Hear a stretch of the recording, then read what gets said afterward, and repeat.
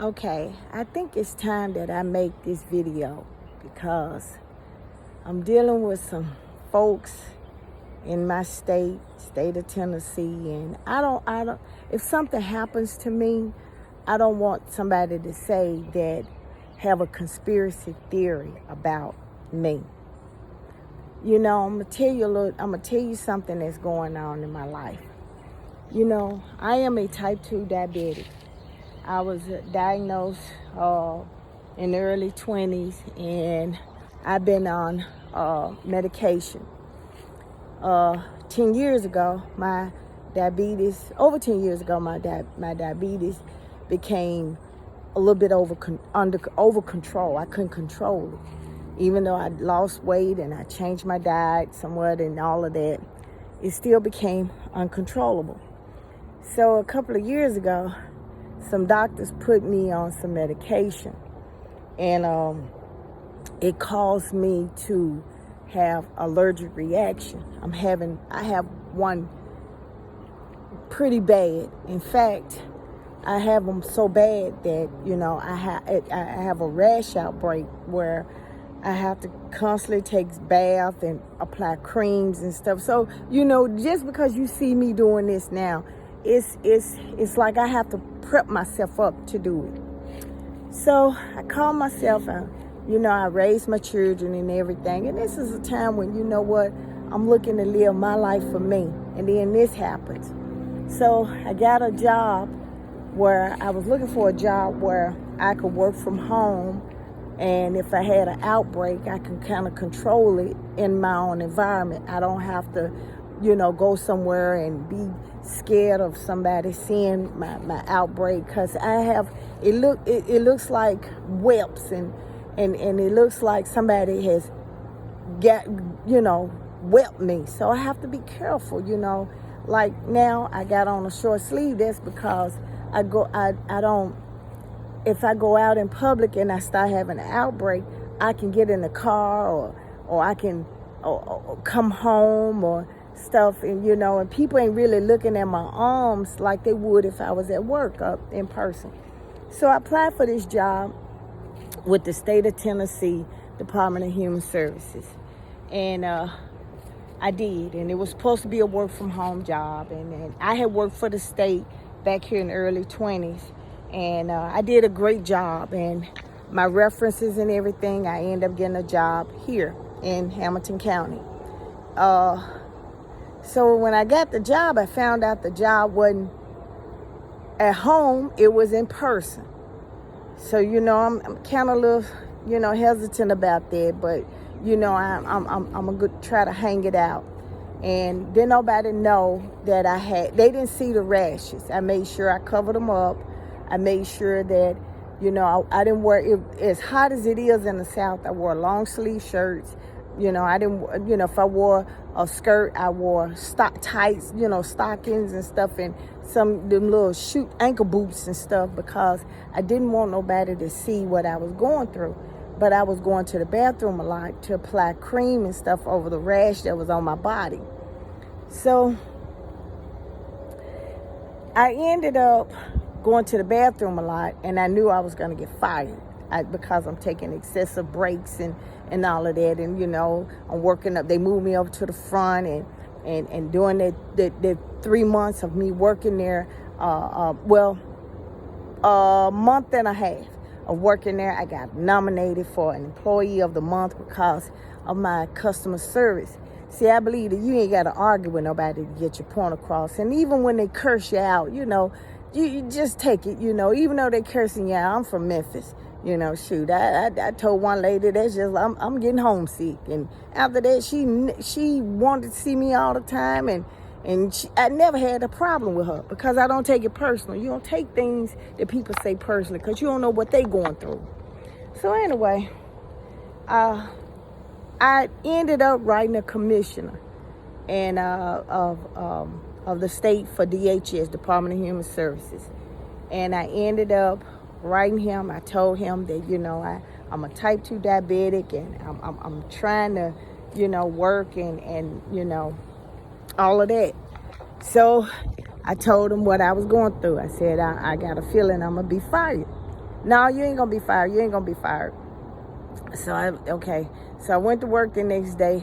I said, you know what? I'm gonna disclose what I'm going through, cause I want to make sure I cover my bases now.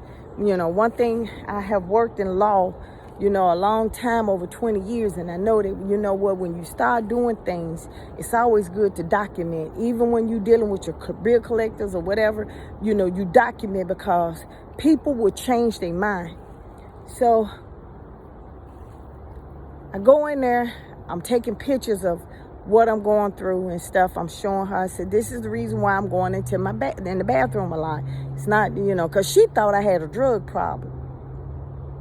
Come on. But anyway, I go in there and show her.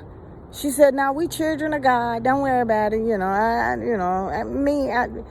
People start talking about God on the job. I get scared. I really do. I get scared, because that's when the demon come out. Sure enough, the demon came out. I turned around. I couldn't even get in my seat and log in. She told me to come on back. I had to go home. I was considered contagious. I said, well, wait a minute now. I said, I haven't, I don't have a fever. I understand COVID. I don't have a fever. I don't have I don't have anything. It's just a medical reaction. I said, I'm trying to go to waiting on my insurance to kick in with the state so I can go to the, dermatologist and find out. She said, no, you got to leave. I said, well, when you want me to leave? She said, you got to leave now. So I left there, called the state, went to my doctor's office. I'm on leave. Before I can even get to my doctor's office, the state of Tennessee calls me and tells me, hey, don't worry about it. Don't worry about it. You okay. Go back to work. No, I'm on the doctor's care. So I waited for my doctor. He said I wasn't contagious. Went back. I'm on probation, so I ain't got no time. So the state paid for my leave, made her fill it out. So then after that, I'm able to go to the doctor.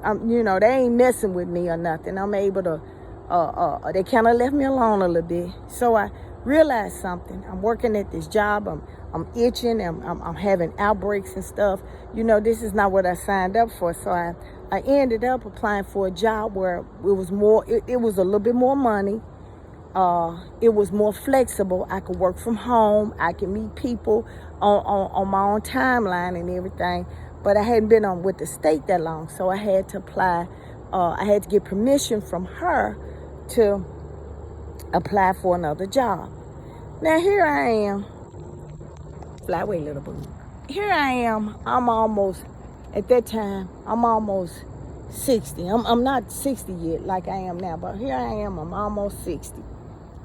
I had jobs all over. And what really gets me is when I have somebody white. They see me. They see that I'm gray now. I used to dye my hair. I don't. But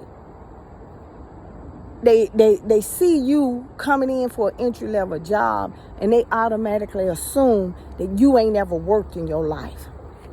You ain't never had this position, and they a supervisor, and she telling me how she gonna make me a rock star. Apparently, she ain't seen my resume. So anyway, I went to her. I'm one of her top. They called me when the customers was irate.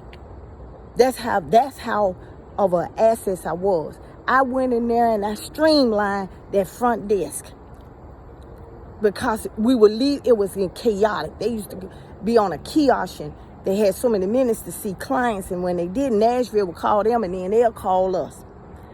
And so anyway, I told her, I said, she said, I asked, I said, hey, I need a letter of recommendation so I can leave. She said, leave? What? You just got here. Where you finna go? I said, I'm finna get ready to leave. She said, well, why? We walking down the stairs. I said, and I said, I didn't sign up for this. I told her. Then I started telling her. I said, I told her about my body. Then I told them how, these caseworkers was lying to people about their benefits and everything. and veterans who supposed to get priority services wasn't getting it. They would, one man, he was homeless and somebody stole his stuff, including his identification. He should have been priority. They gave him the interview, but then they were supposed to expedite a card for him to get in 3 days so he can eat. He wasn't getting but $2.92 and stuff, and he was homeless. He was at his lowest bottom. And I asked my supervisor, could I give him a card so he can pick it up at the food stamp office that, in 3 days? She told me no. He had to wait 10 days. The caseworker fixed it where he had to wait 10 days. Now imagine that. Imagine you sitting here hungry. You ain't got nowhere to sleep. You ain't got nowhere to eat. See, that big, beautiful Bill wasn't thinking about people like him. But see, when it comes down the pipeline, a lot of folks gonna feel it. But he coming up there, do I have my card? I had to eventually look. When I saw it in the system, I want to cry.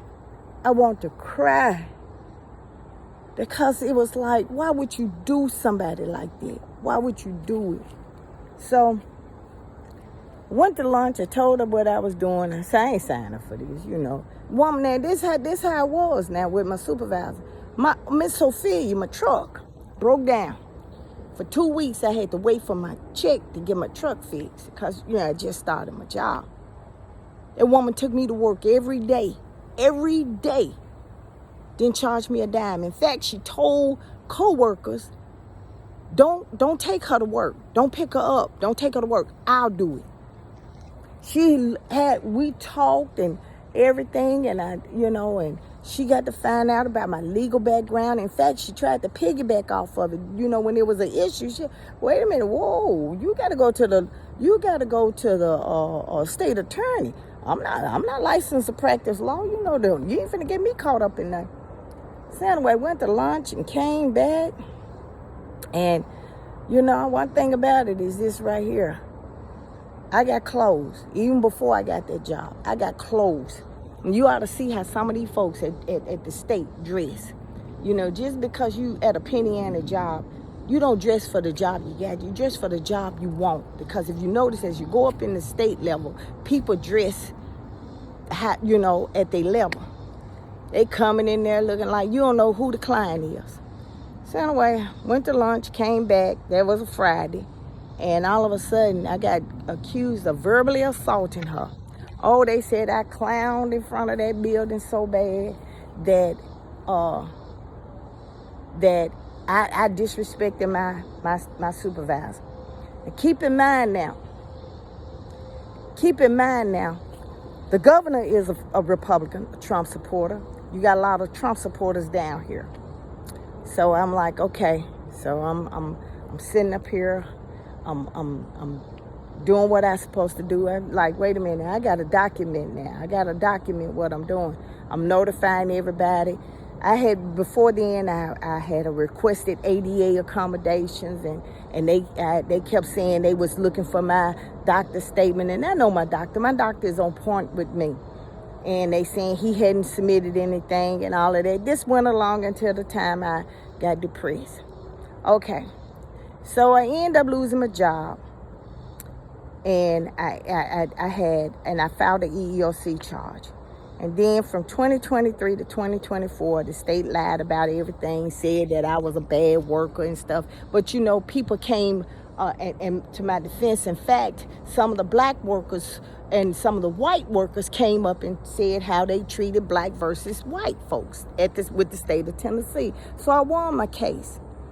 So they was planning on paying me one year's salary. Keep in mind now, I had been fired since 2023. Here it is, it's 2024 going into 2025.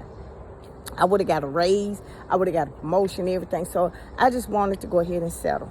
Because, at this time, I couldn't find a job. Would nobody hire me? I'm having a hard time. So make a long story short, the EEOC, before Trump dismantled that, EEOC went on and submitted the thing, said Ms. Rajapaksa take only 20 30 to 45 days, and this should be over with and everything. Trump, I knew then, they extended it after that. Trump got in office, and the governor and the state attorney, who were both Trump supporters, called EEOC and told EEOC, now we don't know when we're going to give her her money if we decide to get it. Okay, so EEOC says they working on it. I knew then where it was going to go. So I typed up my lawsuit. I made sure I typed it up. I typed it up and said that EEOC found this. And as a result of that, this is what happened. And I'm rescinding anything that's going, and now I'm finna ask for some money. I'm asking for some money now. Not that little measly. I'm asking for something else, because I'm looking at lost wages. I'm looking at promotions. I'm looking at, I lost insurance. I lost everything. So I filed for Social Security in October. And at this time, my conditioning got worse. My physical condition got worse. So I filed for that, and then I turned around. Social Security sent it to the state of Tennessee Department of Human Services, the same place where I got fired from, the same place the EEOC said that they had did me wrong. And I knew where it was going, conflict of interest. So I started, this is why it's so good to know your rights and research and do your homework. Don't just call people, you got to write people. So I turned around and I told the federal government, look here, this is a conflict of interest. They said, no, well, there ain't nothing we can do. So I got denied. I appealed it. They asked me, was anything ongoing? Has anything changed? I said, yeah. Told them about other issues that I'm having that's preventing me, how the rash has continued. I told them when I got off of the medication, it got worse.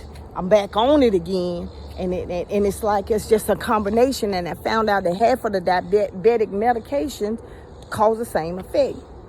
I told them that I went to a dermatologist. I finally did. They told me I had a rare skin condition that, and like I said, I'm in agony all the time. But I can minimize it. But it takes so much for me to do it. So anyway, and that's why I don't understand when folks say, able-bodied, you can work. We finna see everybody, like I said, this country ain't in no position to say that everybody's able-bodied. Look how many obese and folks on diabetic medication and all of that. But anyway, so I got turned down again. Now I'm in the federal jurisdiction now. And I found out that I got declared a disabled person with state benefits. I went into this program. I signed myself up into this program to try to find a job. I told the lady what was going on. She basing it on my medical records. But yet, I don't qualify to get state medication, medical medicine. They've been stopping me from trying to get a job, trying to find a job with my disability, which has been 3 years, going on 4 years. And I'm in a financial hardship. And I end up going through depression. I'm going through it now. So you said, Samantha, why are you telling me this? Because if anything should happen to me, I want you to know that I did a paper trail to show where it came from. It's the state. I don't trust the government like that anymore, because they're using the system now to hurt not only people, but certain type of people who retaliate. I don't know. I mean, I didn't put myself in, I'm not going out here to go harm nobody else or anything. But if I do commit suicide, or the susu, or whatever they call it, it came from the state of Tennessee. Because they sitting here, they trying to financially kill me. They trying to do it because they know I can't get a job based on this. Companies are not hiring because of my disability.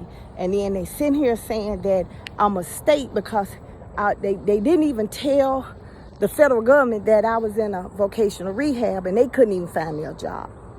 Then when I asked for documentation for that, they turned around and put me on a 90-day hold. Said that because my medical and mental situation is so bad that they got to put me on hold. I didn't know that. That's a violation of Title VII. But see, this government now is not about helping or correcting. They're about, if you tell on me, I'm going to have to get you. I'm going to have to. So I'm going to post this video. That, like I said, they ask me questions and stuff. And I'm going to say this. I'm blessed because, my son helps me. People help me. But the thing about it is that, I don't want to be a burden on somebody else, on my children. I didn't live this long to be living off my children and not at this age and stuff. And even when I applied for disability, I still tried to find me a job. I still tried to find me something, that I can do. And then, but they won't, at this point, they don't want to put me in something similar or help me adjust or something. They want me to go and clean up a hotel, which I don't see nothing wrong because I did that. But then at the time, you got to look at it. They're not trying to put me somewhere where I can sustain myself. They're trying to put me somewhere so their numbers can look good. You're going to tell me, oh, well, I said, well, ma'am, if I can go and get a job cleaning up a hotel, making $9 an hour, then surely I can go in my field as a paralegal, as administrative assistant, as a recruiter. I can be a recruiter and work from home. I could be a recruiter and go to events. Surely I could do that. No, well, we can't. But you got a disability. Well, if I got a disability for that, I should have a disability for other stuff. But see, now it's coming out that they ain't even in tune with each other. Because I just got a letter today saying that I got denied for TennCare because I'm not disabled. But wait a minute now. I got denied for services that they say I'm not disabled, but the state of Tennessee has declared me disabled to get in all these vocational programs, job search, but not enough to get on, my condition is so severe to get on state program, but not enough to get federal program. Explain that to me. Explain that to me now. And because I had a lawsuit, you fired me because of this same disability. And then you turn around and say, I'm not disabled. So I'm putting this video out because, like I said, I go through stuff and I'm not trying to get on YouTube to make a start getting money or nothing like that. I'm doing it because you know what? It's time we start out. We got to be truthful with ourselves. See, right now, everybody looking at that big, beautiful bill to cut out folks who they say should be able to get a job and stuff. But you're going to see how many people who have a disability that ain't going to get a job, be able to get a job. Then what? What happens? You're going to see, like I said, it's so many military people who are homeless, Can't find no, it's a felony now in the state of Tennessee to be homeless. And they need it. They had a bad time. Everybody falls on hard times. But America has we don't remember that now. And we think that we need to show where every dime of our money going. But where's all this money that Doge said? That's why I don't understand. If you found all these folks that was committing fraud with Social Security, damn it should be easy for an American to get Social Security. But then they come up with this new idea and say, well, it's for the able body. But you know what? You got HIV folks you got folks who got diseases. And it's not just a physical disease, it's a medication. And it's some of these folks that's so big and fat from eating, they have caused more medical issues than that. So if you're going to do that, then he should have been changing the criteria for the disability. But he can't do that because that's Congress and stuff. So my thing is that I'm putting this out as much as I do go through depression. I do, because I don't sleep at night, and then I think of all the stuff that's going through, and I try to have hope in the midst of whatever. But like I said, I'm not finna. If something does happen to me, then I want this to be out, that, you know what, I don't want nobody to say, oh, it's her personal life.